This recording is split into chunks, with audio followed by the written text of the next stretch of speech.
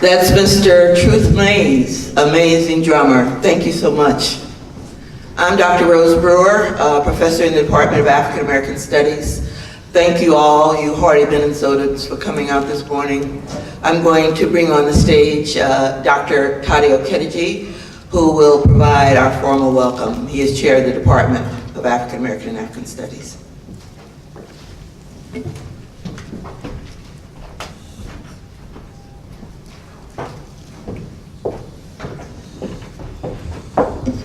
Well, good morning, everyone. Are we all here? Excited? Winter morning in Minnesota. My name is Tade Okediji. I'm the chair of the Department of African American and African Studies. Welcome to our first rescheduled, first of many events this year to celebrate the 50th anniversary of the founding of our department. So this is a huge milestone, and we're a department that is thriving, moving onward to great things. As you know, our department was created or founded from student activism and student protests that culminated in the Morrill Hall takeover in 1969.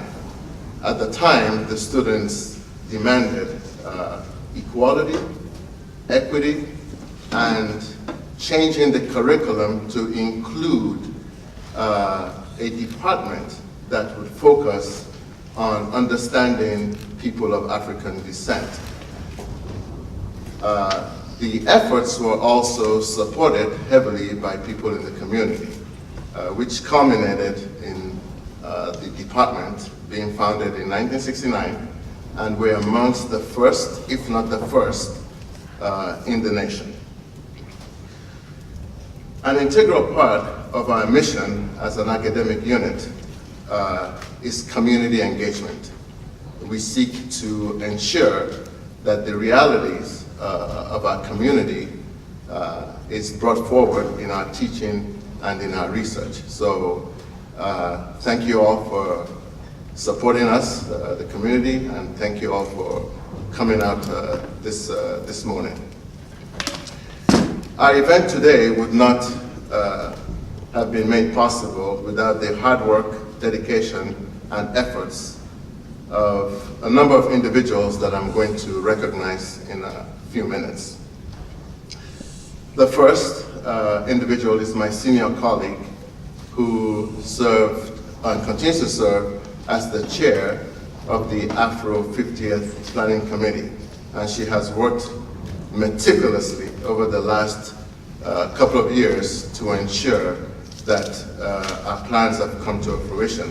So I'll start off by introducing Professor Rose Brewer. Will you please stand?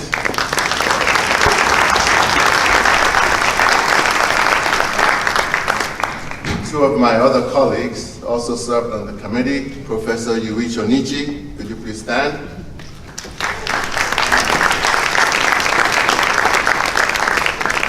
Professor Terion Williamson, could you please stand?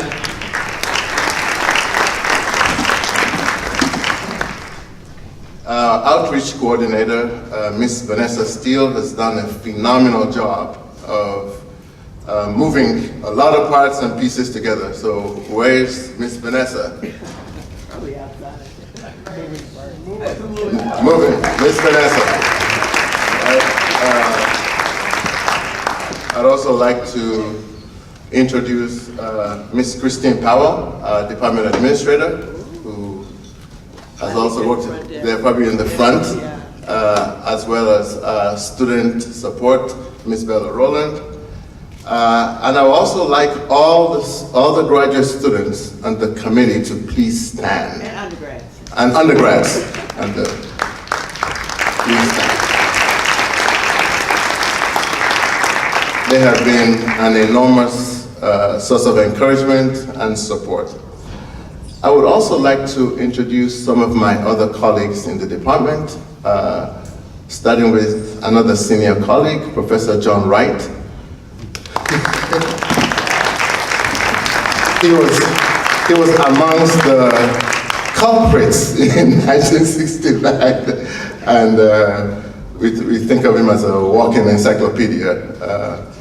Professor Njeri Getiri, would you please stand? I think Professor Koifman may be on her way, Professor Waldensi, Professor Mays. You'll meet some of, Professor Mays is just walking in. Professor Mays? Oh, I thought I saw him walking in. Oh, Professor Mays just walked in. Another one of my colleagues. So if all of you have a program, if you turn to the back of the program, this event is, we have some co-sponsorships, and just to save us time, I'm not going to go through every one of them, but I'd like to thank all of our co-sponsors for making this event possible today. And with that, I welcome everyone. I look forward to a very exciting engagement and interaction throughout the rest of the day. And once again, thank you very much and welcome.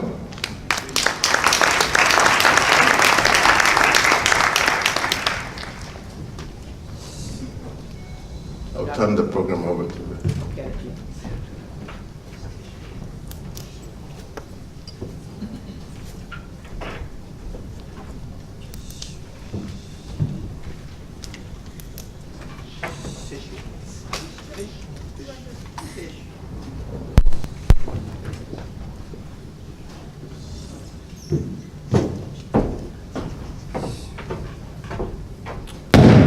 As you well know, we meet amazing students and teach amazing students every day.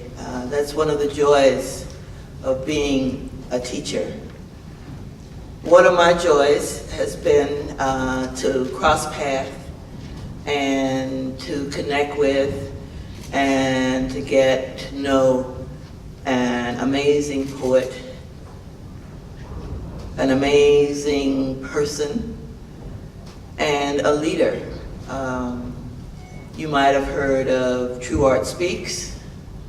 One of our students is a leading force, because she's a past student now, in that endeavor, building leadership among young people.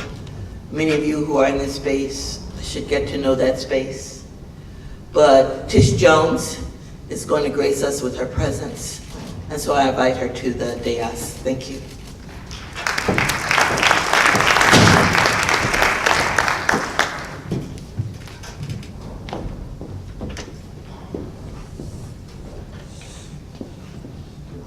Thank you for the lovely introduction.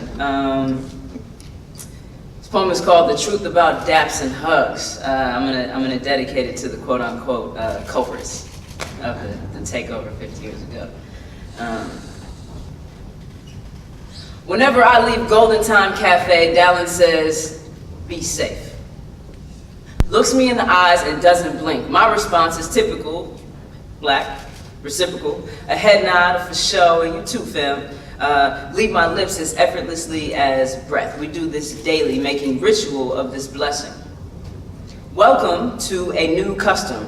Because we are accustomed to being accosted, we speak protection prayers over our kin as we part. We pull one another in by the palm and cover them in hymns while embracing heart to heart. It looks hella hip hop, I'm sure. But this is heritage. You see, we've inherited a hatred that we are actively shielding ourselves from. One can only wonder if the parting prayer before a sit-in or takeover or other was also be safe. Or before a march in Bull Connors, Bama, be safe has resurfaced as a Negro spiritual for brothers and sisters that thought they had nothing to sing about, let alone pray for. And every time one of my people put that psalm on me, I pause. Never having been the type to walk light when the sermon's over, too enthralled with the message, I picture our ritual. Palm, shake, grip, pull, release. We shake up to get grounded in the brown of another's flesh. A fresh reset from wherever we have previously stepped. My brother's chest will always be home. Confessional, solace, and safe space to rejoice in. I come home religiously, especially since they have taken to shooting up our churches. I seek a sameness that no other body but this body provides. Asylum and solidarity in the way we say it all without speaking. Head nods, daps, black power fists, all form of I love you coded in black speak, because they have been known to kill what we love in front of us. We have to code it, make them decode it. We dare not make our love too obvious, must give it muscle and pain, movement and contact. Make a sport of it. We are targets already, can't afford to let them see us vulnerable too. So play action, be safe, will do. It's a contemporary I love you, a black I love you, an ancestral ask to some God somewhere to return this one. Please, be safe is spoken in waters, a garden of black boys with roots for feet, perpetually growing adjacent a plot of black girls with box braids beaming beneath the sun. This is where the taken continue, where Tamir gets to be 12 and play in the park, where Philando gets to serve, where blackness is beautiful, and we've come to forgive the trees for being forced to wear us like ornaments. Here is where we gather at the base of their trunk to garner our breath. These are the ancestors and the gods of our protection. In this field, everyone who fought for us lives. They water us, they make us continue to grow. This is where we dance a ritual, where we vibe together. This is where those prayers were never interrupted by a corrupted system. You see, these ancestors, they stay listening for the percussive nature of our departure, the sound of love slapping skin like living djembe players, followed by the softest call for them to walk with us, as us, protecting, black, and deeply loved by someone who simply wants us to stay alive and safe. Thank you.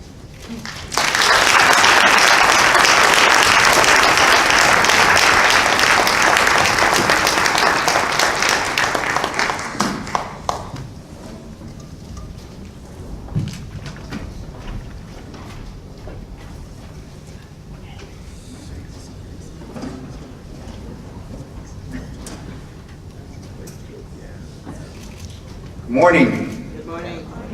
Hi, my name is Yuich Onishi. I'm faculty in the Department of African American and African Studies, also Asian American Studies program, and I'm also serving as acting director of Immigration History Research Center. And I want to introduce Dr. Horace Huntley today.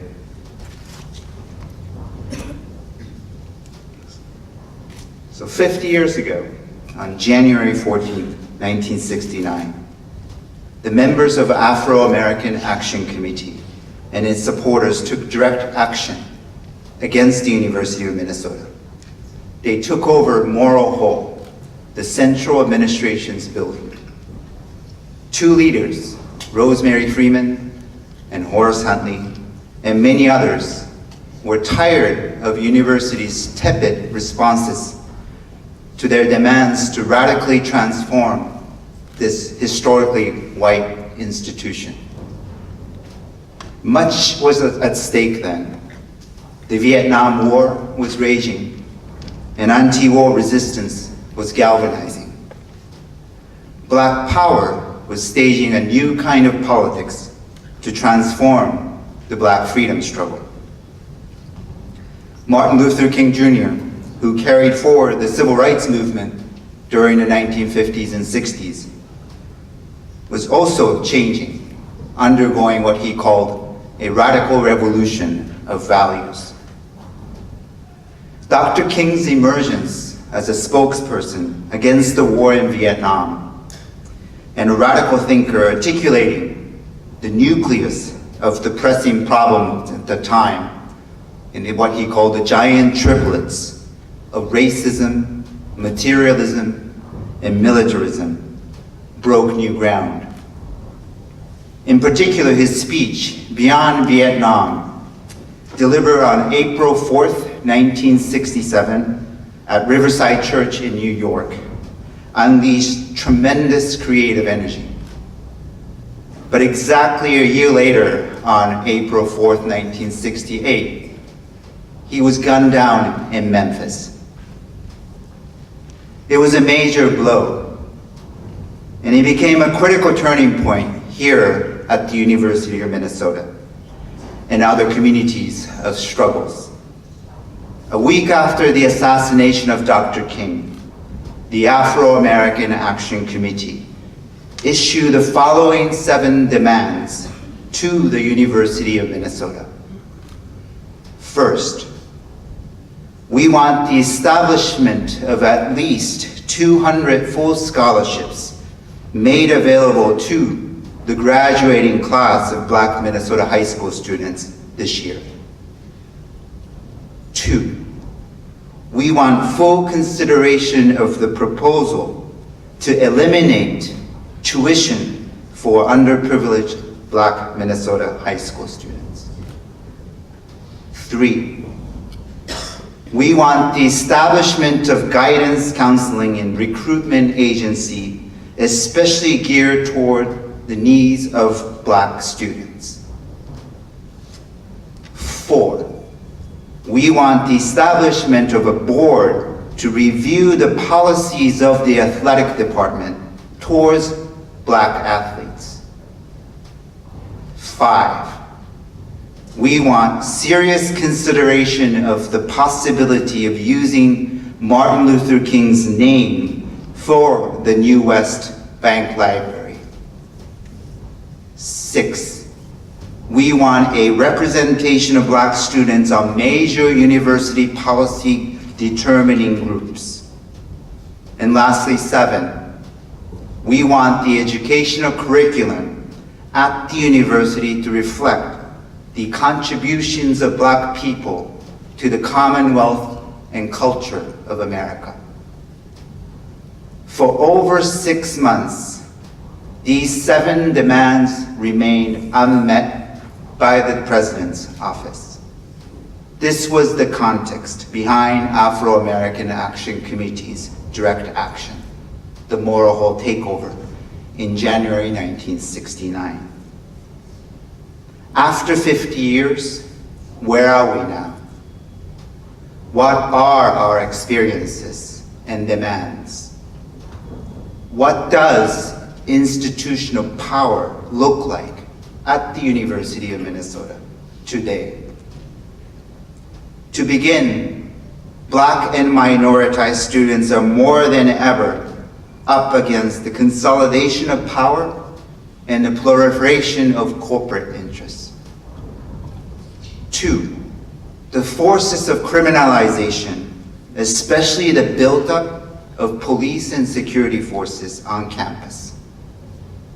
And 3, the institutionalization of discourses on equity, diversity, and access to actually pacify and rebuke radically different ways of knowing and being that are grounded in struggles of racial justice. Troubles of our contemporary society are right here where we are today. But student protests then and now function much like a miner's canary. They issue a critical warning.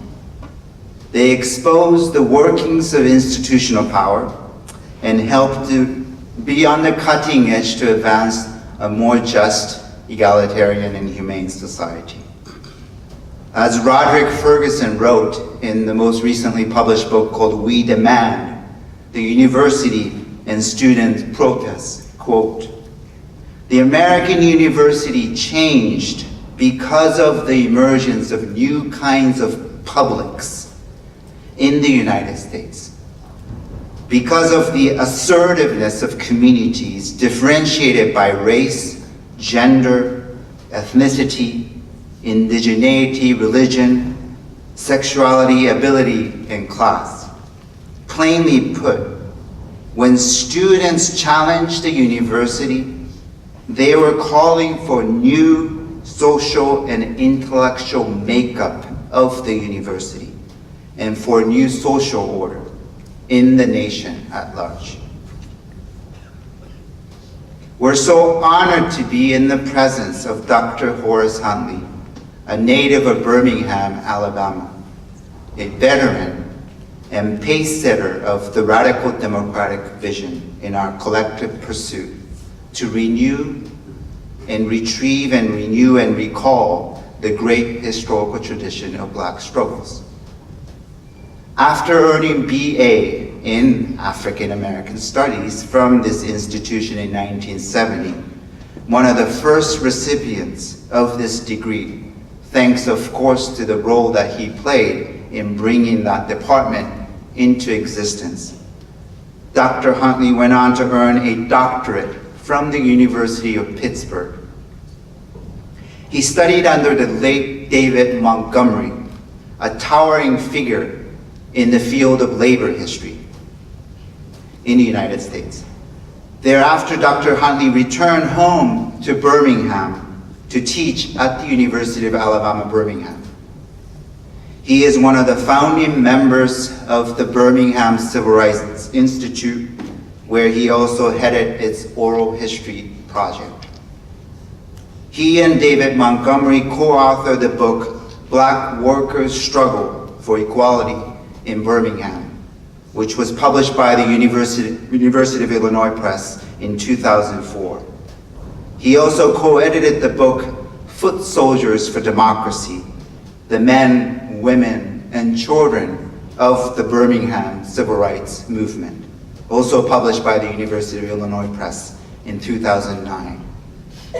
Additionally, he co-authored a book on the Morrill Hall takeover called Nerve Juice and the Ivory Tower. Please help me give a very, very warm welcome to Dr. Huntley.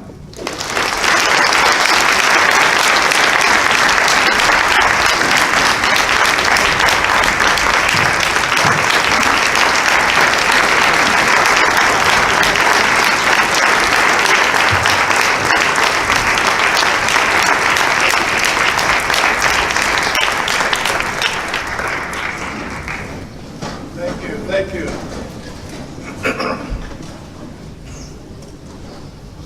You might see I brought my cap up with me just in case my head got cold.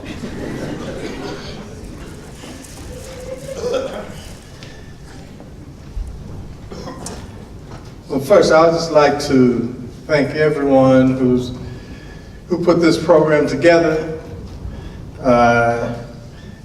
including Yuich, Vanessa. I mean, they have treated Barbara and I like celebrities. And Barbara keeps saying that Minnesota is really not that cold, but Vanessa and Yuich, the reason that it's not that cold is because when you pick us up, the car is already warm. And then you drive to the door, let us out, we'll run in, and when we finish, you come out, get the car, warm it up, and we're off again. So Minnesota's not that cold.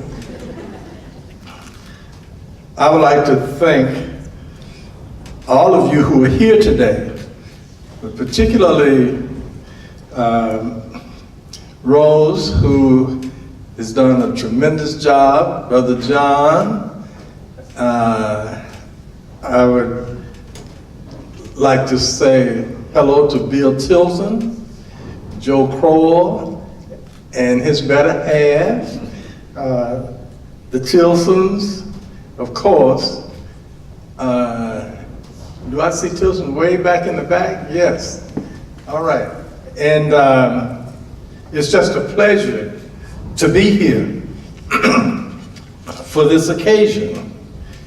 But I want to just tell you a couple things about me before I start to share this the material that I'm going to present to you.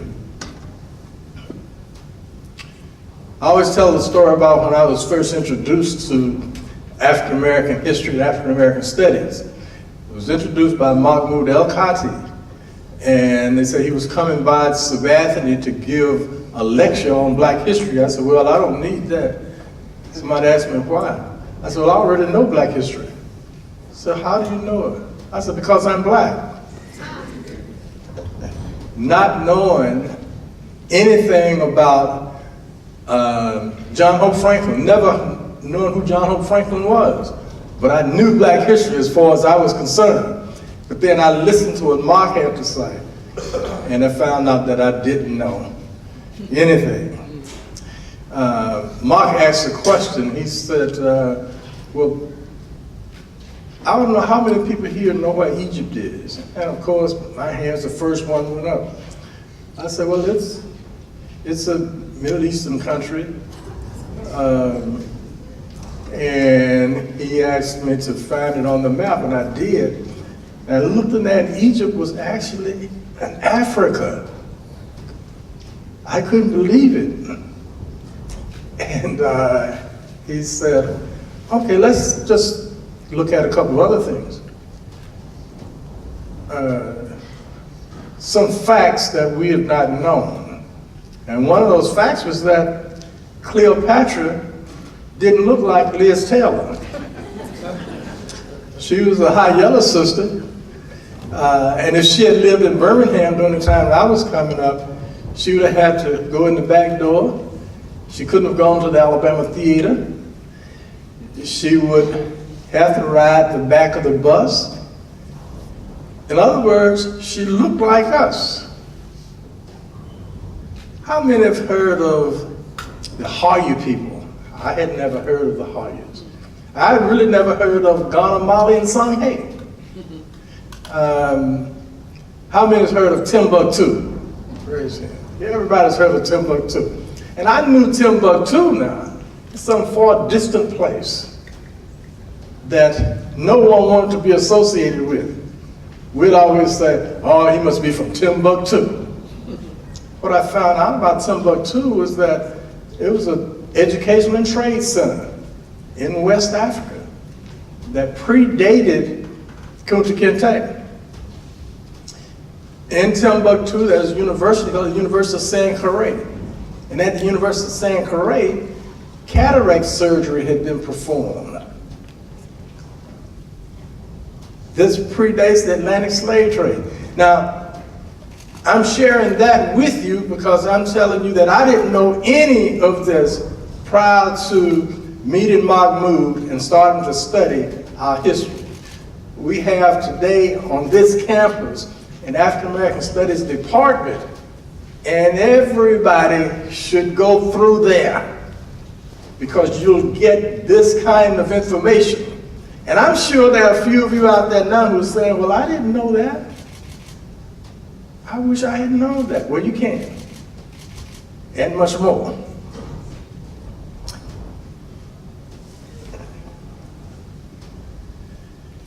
When I arrived at Minnesota, the university was a massive place, particularly for a young man from Birmingham, Alabama.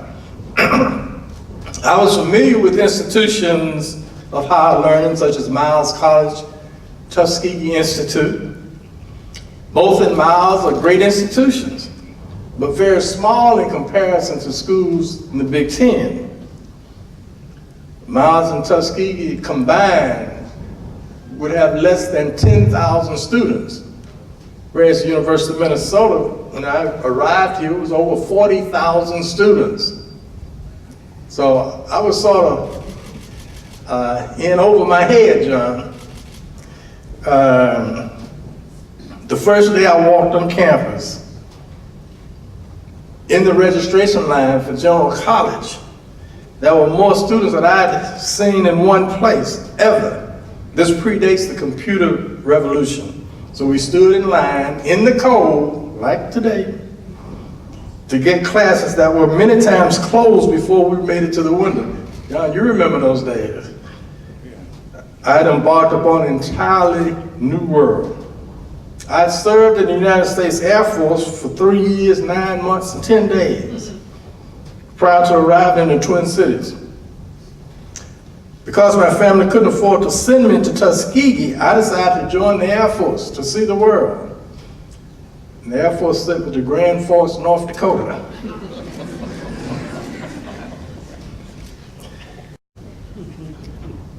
On the train from Montgomery to basic training in San Antonio, Texas, I was the only black out of 50 recruits.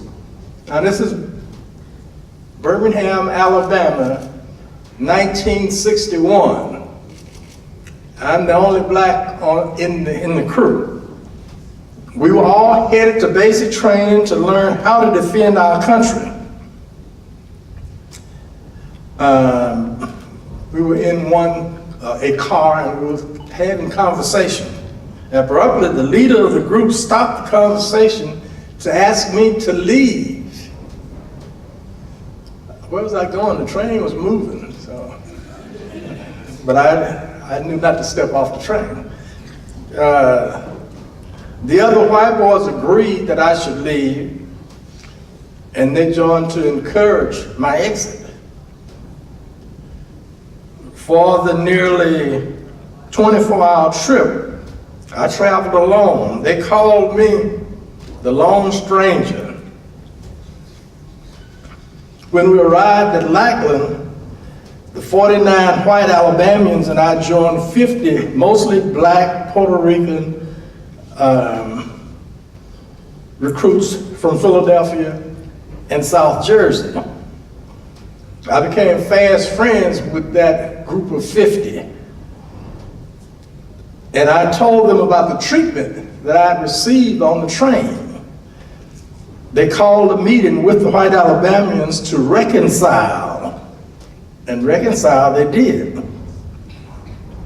It was strange how apologetic they became and how they abhorred such insensitivity that had been exhibited on the train between Montgomery and San Antonio. Most of them assured us that they had nothing to do with the racist episode, and we became unified. After 2 months of basic training at Lackland in San Antonio, I spent 15 days on leave in Birmingham and Tuskegee. Afterwards, I moved on to my permanent assignment at Grand Forks Air Force Base, North Dakota. When I arrived there, the temperature was 20 degrees. I left Birmingham, the temperature was 78 degrees. North Dakota, the temperature was 20 degrees with a wind chill of 10 below. And that was the best day of the year. It went down from there. North Dakota was truly a different world. All of my life had been spent in segregated Birmingham, Alabama, surrounded by black people. Conversely, it was reported that in North Dakota, the black population amounted to 333 people. And I think that that 333 was all on the bases in North Dakota, because I never saw a black person except those that I recognized as being from the air base. In fact, when I first arrived there, I was in this restaurant, and this lady came in with these two smaller kids, and they really was excited about seeing me. They looked at me and looked at me. The mother tried to stop them from looking so hard, and finally, the little boy, who was 6 or 7, he said, Mommy, look at that funny kind of man. And she apologized. She said, I'm so sorry, but he's never seen a black person before. This is in 1961 in Grand Forks, North Dakota. Of course, that simply represented the innocence of a child. I spent my first Christmas away from home in North Dakota. My roommate and I were in our work area when the colonel came through, and he saw us sitting there, and he asked us, is this the first Christmas you spent away from home? And we knew then that he was feeling sympathetic for us, so he was going to allow us to take leave and go home and spend that time with our family. However, after he raised that question, this was our first, we said, yes, sir, it really is, and we were looking so downhearted, and we knew that we had him, and he just simply told us, well, this is your first away, but it won't be your last, and he walked away. So we didn't have much to say about him after that.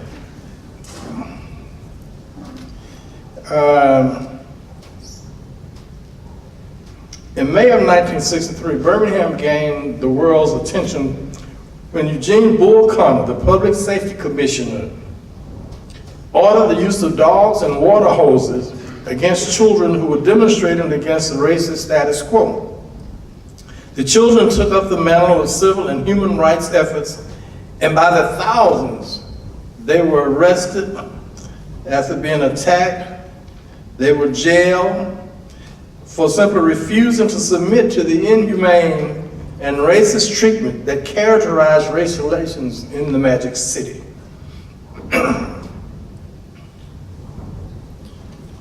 When while following these kinds of scenes on television and in newspapers from North Dakota, I wanted to get back to Birmingham, so I applied for leave, and my supervisors said that he could not allow me to go because it was too dangerous.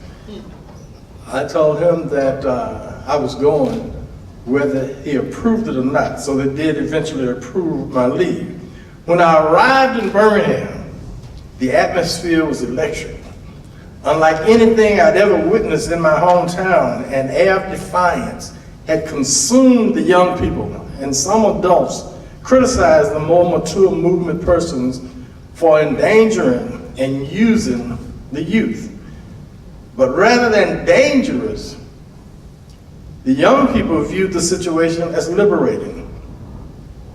Any black young person within the area of Birmingham would forever be freed from the feelings of subservience and fear of racist reprisals because they stood up and refused to accept the dehumanizing system of segregation. Collectively, we had freed ourselves from the many shackles that were the legacy of slavery. I initially joined the Air Force to stay 20 years, retired at 38 years old, and lived happily ever after.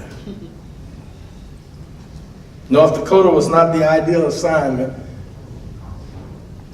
so I volunteered for several other duty stations.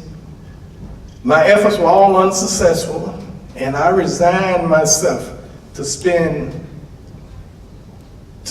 my entire enlistment in the upper Midwest. Some who came to Minnesota, to North Dakota from Tule, Greenland, and Alaska actually recoiled at the possibility of being stationed in that frozen tundra.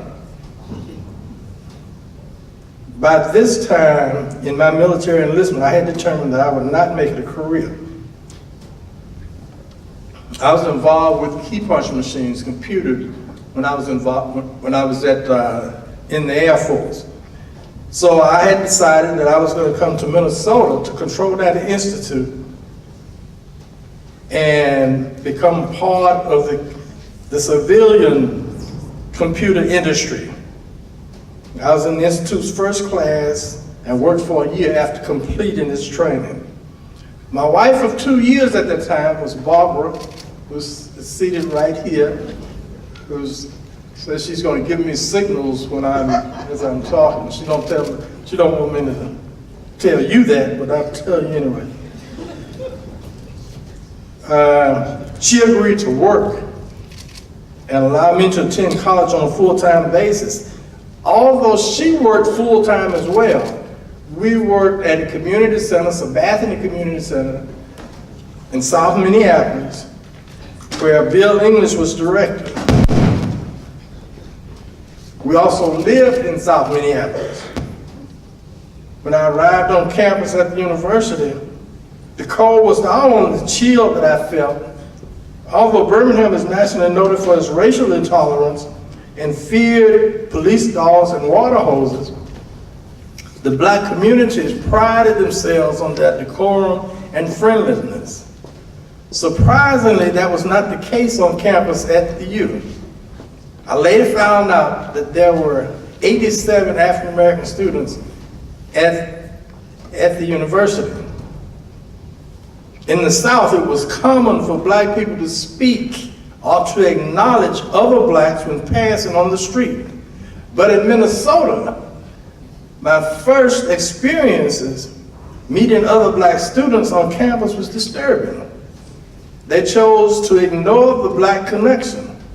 It was like they were attempting to deny their African ancestry, sending the signal that they were, end quote, integrated into white America. I had never seen this type of insidious self-hatred. They didn't want white people to see us together, or even to see us acknowledge another black person's presence, because whites might think we are ungrateful for their allowing us to be among them. It was like they were colorblind and could not see anyone who was colored, end quote.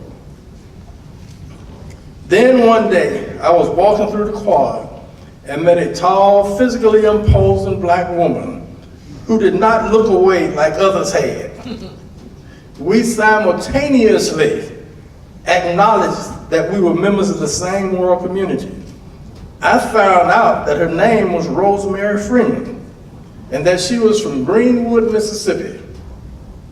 Immediately, she became my homegirl and I her homeboy. Both of us were concerned about the phenomenon of black students' unwillingness to acknowledge each other on campus. I volunteered at Sabathani Community Center in South Minneapolis. She volunteered in the Wade Community Center in North Minneapolis. And that fact would become quite significant in the days to follow. Remember that, Sabathani in the South Side. And there's Mark Mood.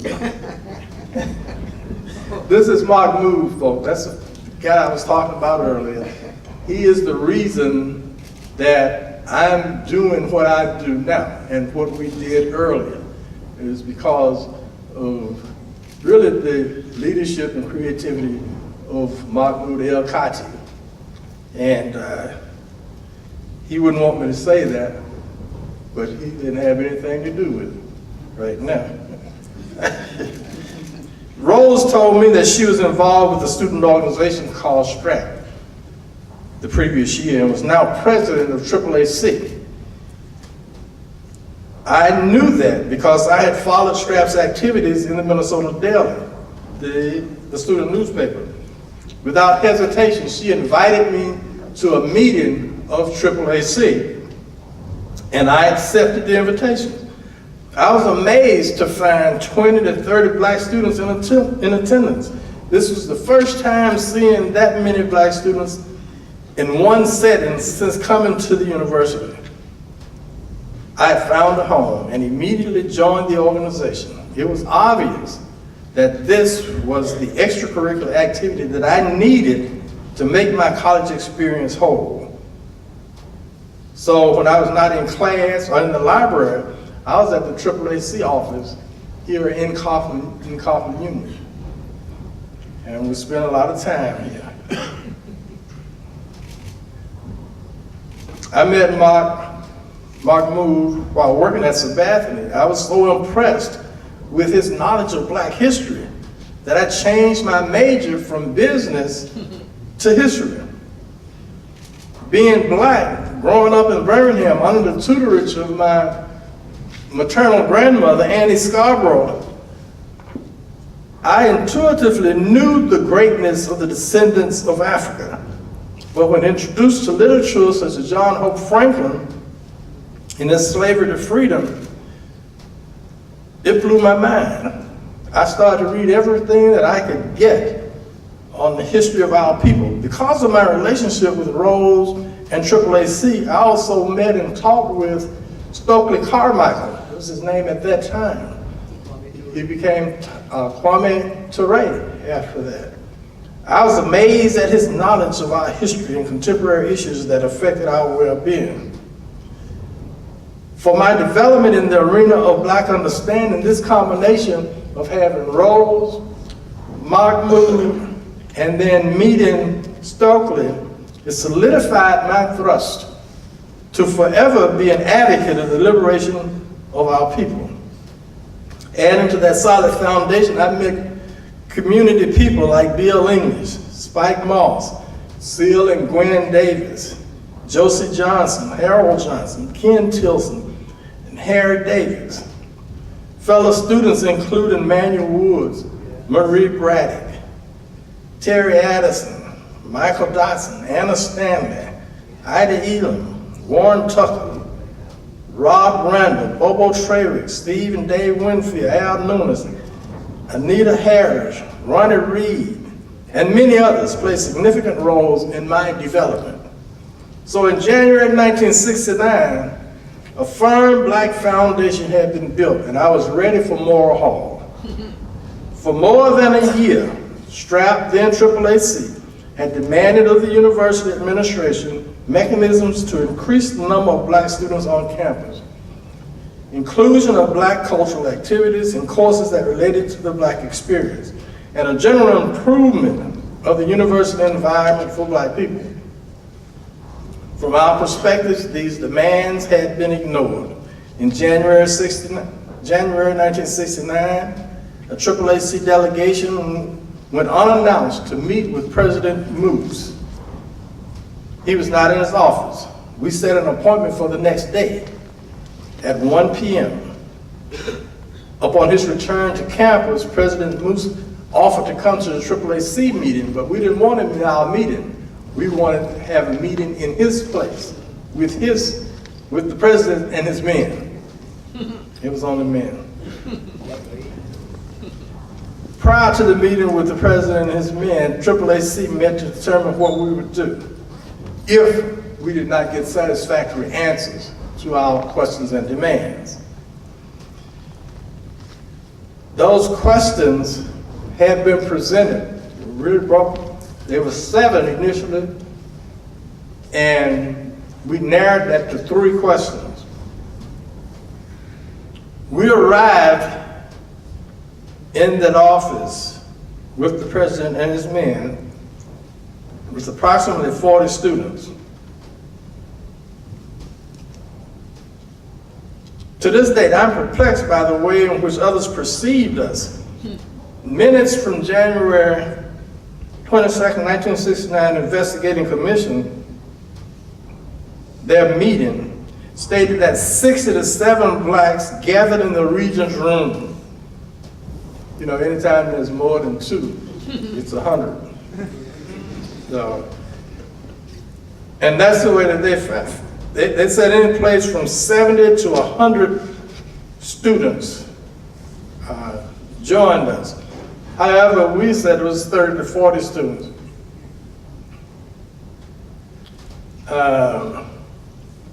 Rather than leaving Morrill Hall that day after the meeting, we decided to go into the bursar's office and occupied the bursar's office. Is that where the money is? That's what we thought. So we knew that it would create some kind of discussion. And John was right there with us. You know, he was quiet, but he was very, very actively involved. In fact, he helped to write the demands. He was very studious. I believe you were in engineering there, weren't you, John? Yeah. Okay. As I stated, we arrived with approximately 40 students. We took seats around the table where the regents usually held their meetings. Rose sat in the president's chair, and she was informed by Vice President Cashman that is President Moose's chair. Rose said, let him sit somewhere else. Rose would later tell me that she took President Moose's chair in order to level the playing field. She wanted the administrations, and more so the members of AAAC, to know that we were in charge. It is important to be assertive, especially when trying to eradicate the mental attitude of submissiveness that frequently exists among the oppressed. While seating is important in any meeting, she wanted the students to have a psychological edge. President Moose said that it was okay and that he would take another seat, and he did. We left the 3 demands: 1, development of the Martin Luther King Scholarship Program for black students; 2, the establishment of the Department of African American Studies; and 3, funding for National Black Student Conference. Those were the 3 demands that we made. We were unsatisfied with the way that the university was responding to those. So we chose to defer further discussion.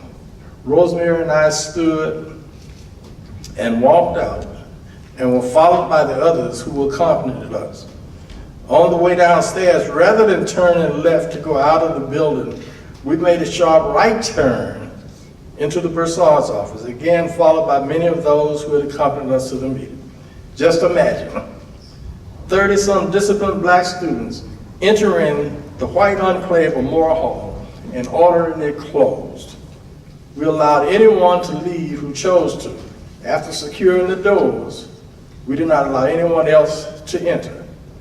Morrill Hall was now under the control of AAAC, and it was reported that some white students were incensed that they were locked out and could not enter. Our refrain was that maybe they now had a brief glimpse of what it would be like for black people to have been locked out of America for the past 300 years.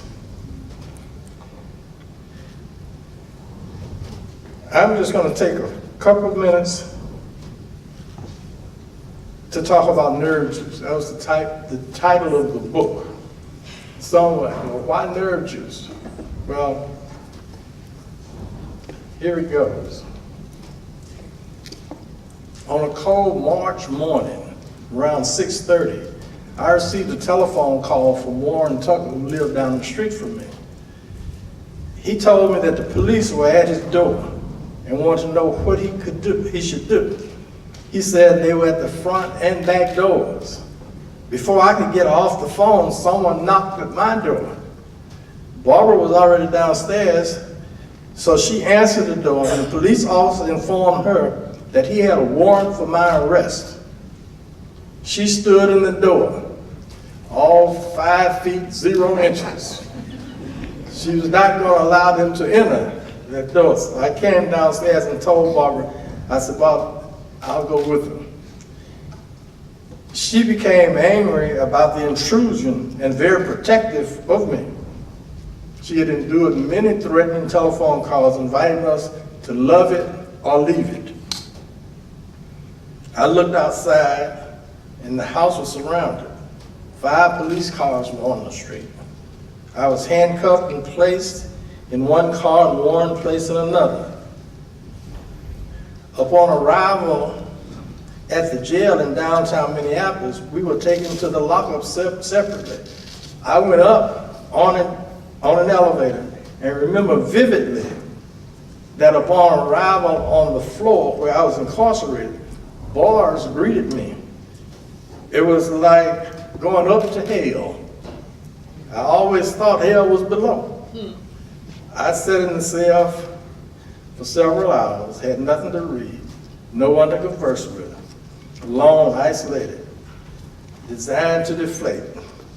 The time gave me the opportunity to retrace the tracks in my life. Growing up in Birmingham had helped to prepare me for this moment. When I was 10, I defied Mr. Pierce, a white community store owner, and noted Klansman, who I thought disrespected me as a customer and as a human being. I asked him to mail a letter for me after giving him a dime for postage. He abrasively said, I guess you want me to lick the stamp for you too. Of course I did. I did not appreciate the comment and refused to go back into his store. One day after I had been missing as a customer for more than a month, Mr. Pierce asked my grandmother, where is that boy? Is he still mad? My mama said, he has a mind of his own. And she told me that I had done the right thing. That was feeding me nerve juice. If mama said it was right, it was right. That nurturing was important because it was not unusual for young black boys and men to go to jail, or worse, just because they were black. I left Birmingham before the massive demonstrations of '63 to join the Air Force. I'd never been arrested, but empathized with those who were. Students and their parents going to jail in the name of freedom and in opposition to the segregationist order changed the way black people felt about and responded to the criminal justice system. In fact, we no longer feared the possibility of spending time behind bars for the cause. Prior to the movement, respectable people always avoided going to jail. Those who went to jail, even if respectable, were looked on as being of unquestionable character, though there had always been those who distrusted the law. That phenomenon was questioned by the nonviolent direct action movement of the 1960s. To be arrested for questioning illegal authority or unjust laws became a badge of honor. That was no less true of black men and women who chose to defy the law during slavery and segregation. Nat Turner, Denmark Visa, Gabriel Prosser, leaders of slavery revolts. They chose to call into question the legitimacy of white law enforcement. All were summarily countered by the white law and made examples of, so that other black people would be dissuaded from such acts of defiance. That idea too, make them stand in fear. Even with these brutal acts of retribution, sons and daughters of Africa still sought independence through methods that were not sanctioned by white society. Harriet Tubman chose defiance of the slaveocracy by escaping from slavery and then re-entering the South 19 times to help more than 300 people escape. A. Philip Randolph spoke truth to power in 1941 when he demanded of President Roosevelt a Federal Employment Practices Commission.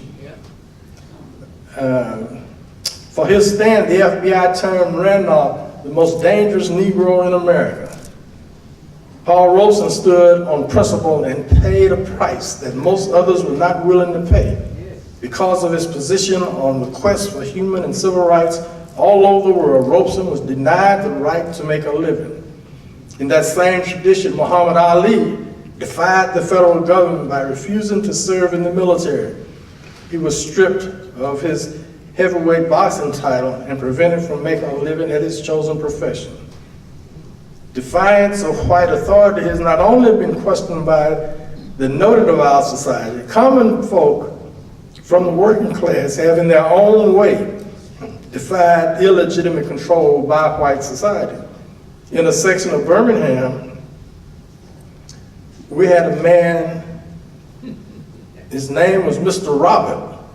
And Mr. Robert was a frail black man, 130 pounds, 5 feet 7 inches tall, probably in his 40s, but he could easily pass at that time for about 60.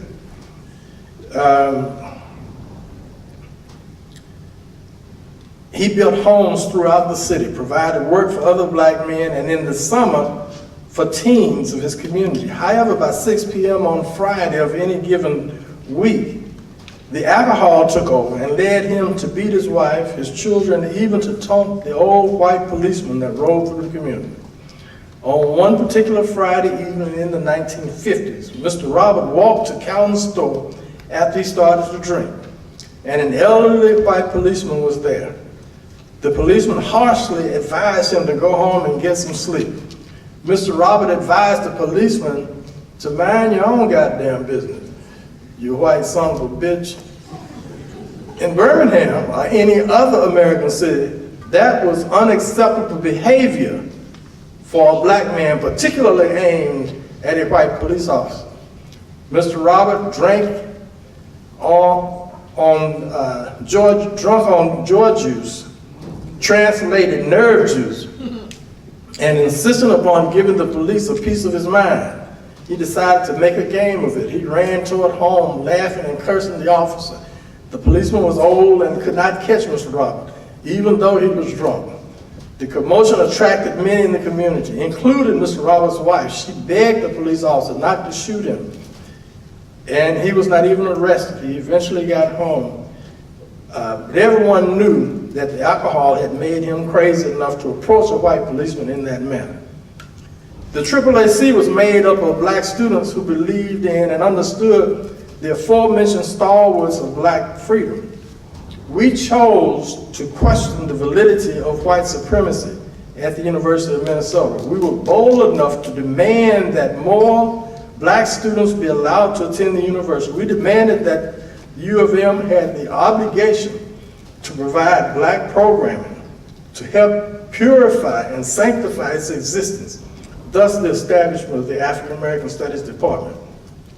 For that, Warren, Rose, and I would be sacrificed at the altar to deter others from such being so bold and for challenging white America.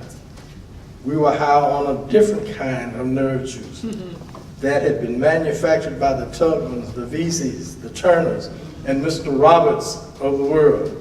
We drank from that bottle, but we were also manufacturing juice to replace that which we drank.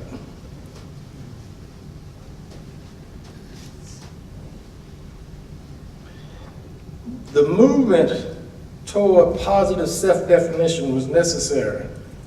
The good hair, bad hair phenomenon was replaced by the Afro hairstyle. Bleaching creams were no longer acceptable in the White House, in the Black House. Big noses and lips were celebrated rather than degraded. James Brown Said Loud and Black and Are Proud was adopted as the Black Youth National Anthem. This youth movement created independence in thought and deed and replaced the subservient demeanor. Black people were now questioning out loud white America's standards of beauty, which we had accepted as valid. A double dose of nourish juice was necessary to deal with this internal strife.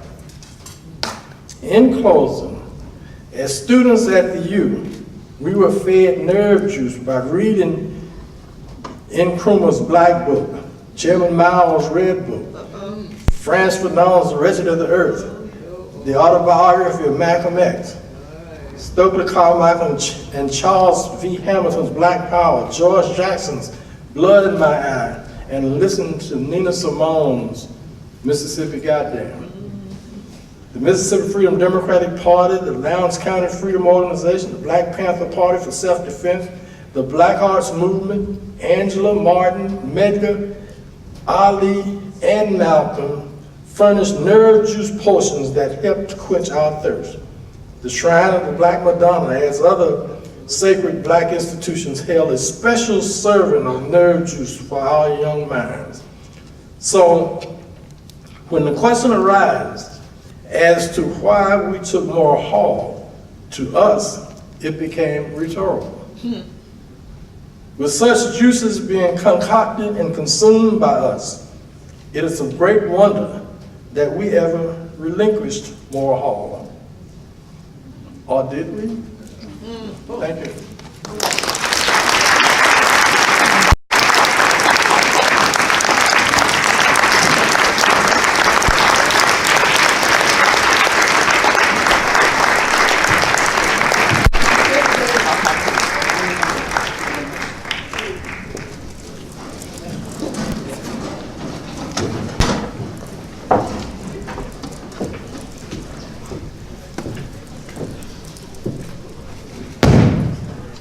Thank you so much, Dr. Huntley, for that incredible speech, for your courage, and for your continued commitment. Much appreciated.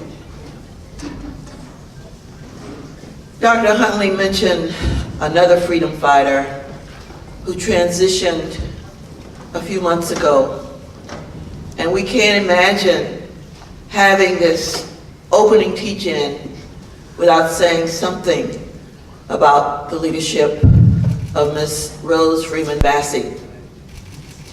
Later on in the year, we'll have a fuller set of recognition for her and for others that participated so deeply in the fight and the struggle that we honor today. But we did want you to get just a bit of a sense of the courage of this woman. At the time of the takeover, she was president of AAAC. And you have a little bit of her courage through Dr. Huntley's remarks. We also have her brother here, sitting way in the back, who's going to share a few words about their family and their coming together when Rose arrived here in Minnesota. But I want to share a short film clip. One of our graduate students, Naima, who can't be here today, excerpted this. It's a part of a longer film, but at least you'll have a visual image of Ms. Freeman and some of her voice. So let me see if I can get that going, and then I'll ask Dan, Mr. Dan Tilson, if he'll come to the front here and join us. Where are you, Yuich? Are you here in the building? I need a little bit of help here. I don't see how you get this off.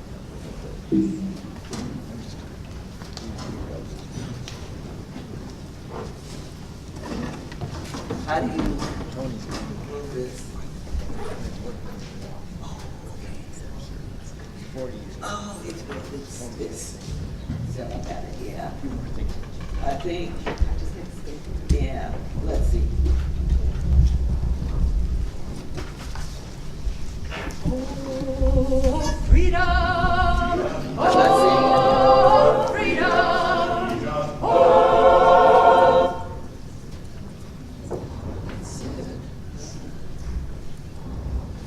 It looks like it's behind there. But then, yeah, okay. Thank you.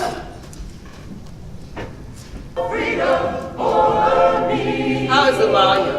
Can y'all hear me? Rachel said to me and the two other young people that were with me that if we ever decided that we wanted to go to college, to come back and she would make sure that we got an education. So I believed her, and you know, it was one of the best decisions that I ever made in my life. African American students from local high schools were not on campus here. They didn't go to college here. Nothing has been done. And so it's kind of out of that, you know, that we ultimately would end up in Morrill Hall in '69. On January 14th, more than 30 students marched to the university president's office and once again issued their demands. Once again, President Moose had no answer. What happened next would go down in University of Minnesota history. The students headed to Morrill Hall and started a takeover that would change the ivory tower. Rose continues to fight for social equality for all people. And she has a strong opinion about the University of Minnesota's decision in 2006 to close the General College. I thought it was, you know, an act of aggression against poor people because the General College served as a port of entry, particularly for students of color. Rose co-authored a book titled Nerve Juice about the Morrill Hall takeover. The title of the book came from a lady that I knew in Browning community. So she was the one person that I knew growing up that was not afraid of white folks. She had what I call nerve juice. You know, just having the juice and the nerve to do it. You know, a lot of people think of, you know, wonderful things. They don't have the courage to execute. For my right to be free, no segregation, no. Just a little bit of the sense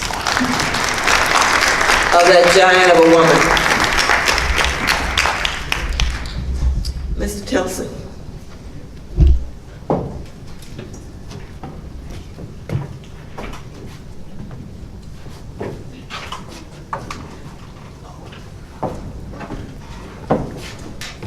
There's been a little bit of talk of nerve juice. This is my personal copy. And I'll just read a few things that are in it.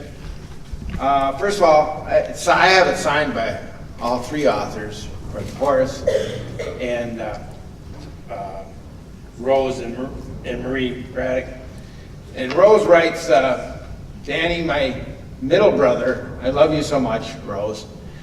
Rose chose our family. My mom, who was mentioned, Rose mentioned, said she sort of had an open door policy in our house, and she invited a lot of people there. So Rose came and lived with us while she was going to the university.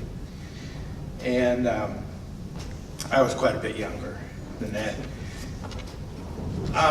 The dedication,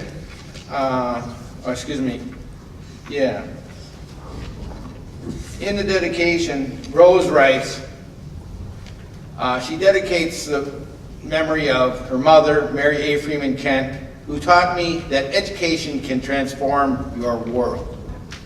And she dedicates it to her grandmother, Rosie M. Williams Freeman, who was so proud that her granddaughter teaches, quote, black man's history. And she dedicated to my mother, who taught me so much about standing in solidarity with others.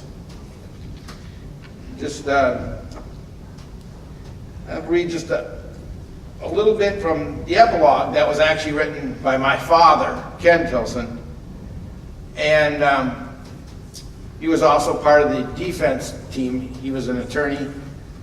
And he writes in the epilogue, the overriding lesson of the Morrill Hall occupation is that people joining together who have the will, the commitment, and the valor can confront power and achieve change. And now I'm going to turn over to Tony and let Tony introduce himself. Hello, everyone. Hello. I'm Tony Kearney.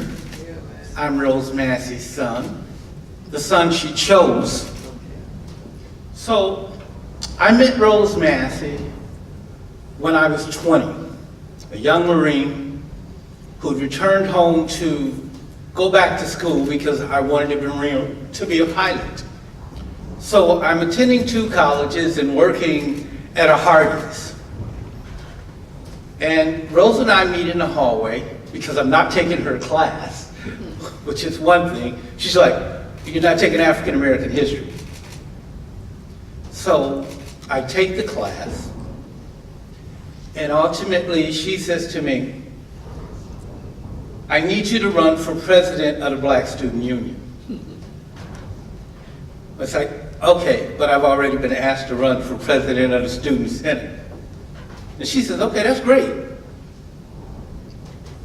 So we have a strategy meeting. Mom loved to have these strategy meetings, right? So we actually picked a young African-American sister to run for president of the Senate, while I ran for vice president of the Senate and president of the Black Student Union. And also vice president of the State Association, because we wanted to combine as much power as we could. So I won all of those races because the strategy was there. We worked with everyone. The one thing Mom learned is that if you have a mission, you have to bring everyone with you. Race is an issue if we make it an issue. The struggle is what the most important thing is. And how do we actually accomplish our mission, which is to manage the struggle, because it marches on. It changes as conditions change. So we assumed all of this power, if you will, because I also had the ability to deal with funding for student organizations.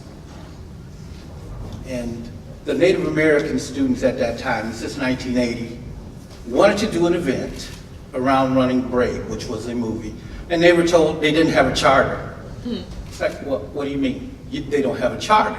Well, I have a charter because I'm head of the Black Student Union. So we're going to use our charter to make sure that they can have their event. In the interim period, we're going to go ahead and fight to make sure they have this charter. Now, we had a president of the organization, Milwaukee Area Technical College I'm talking about, whom Mom taught at for 34 years, who basically thought students should shut the hell up, and teachers too. He ran the place like Hitler. In one instance, he actually put his finger on a senior staff member's nose in a meeting. So this is how this individual ran. And Mom wanted to take him on, head on. So his response was that, well, I'm going to take the Black Student Union's office. So we went to what is called King's Row. All the administrators there, the president. And I informed him that if he took our office, then I was going to take his office, and my secretary was going to sit right next to his. So Rose Massey put you up to this. Well, no, I'm a Marine. You're not gonna take my damn office. And yes, my mom did tell me don't back down. You never back down. She was always spontaneous in dealing with needs, the needs of our people. We have a high school called Asada High School. The reason for the creation of Asada High School is that Superintendent Howard Fuller created 2 American immersion schools in the city of Milwaukee and put African American instructors in them. The teachers union took them to court and made them take them out. And they actually won because there was this law that said you could not have plus or minus 5% of a race in a building. Not plus or minus 5% of the students, but plus or minus 5% of the faculty. So naturally the African Americans came last, right? So they didn't represent more than 21% of the district, which means you can only have 26% African Americans in an African immersion school. So after that loss, we came back to Mom's house and we sat down and she said, we're creating our own school.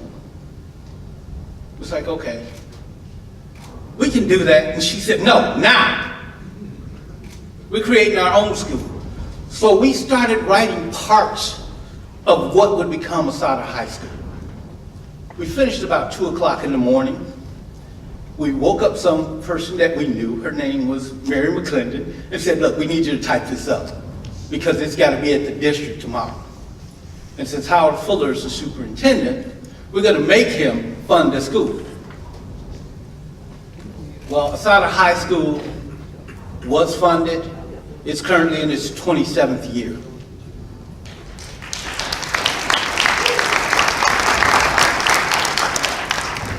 Now, along with acquiring a mother, I acquired a teenage sister.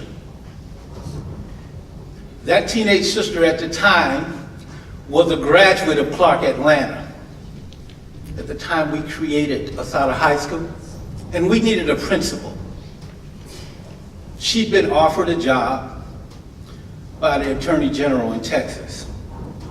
And we needed to get her to run the school temporarily, so we said.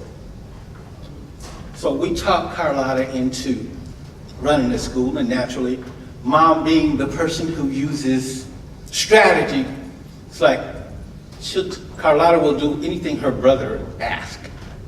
So you go ask her, because if I tell her to do it, she's not gonna do it.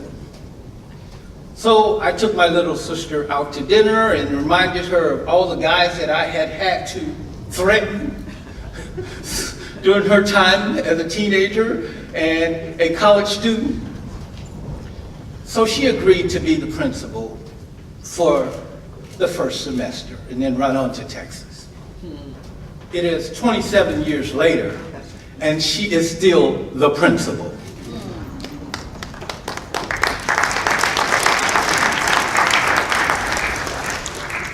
Mom taught us that we had to constantly look at those young folks because they are, in fact, our future.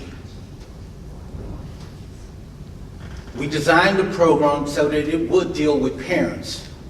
And if you guys just look at inner city Minneapolis or St. Paul, parents are struggling and they can't always manage their children. And parents who aren't educated can't handle helping their kids with their homework. And there are many cases because of drugs where the kid is actually the parent in the household to their siblings. That was one of the things Mom wanted us to address. Until the day we lost her on October 1st. She continued to press the struggle. She suffered from Parkinson's, but there were moments when she was extremely clear,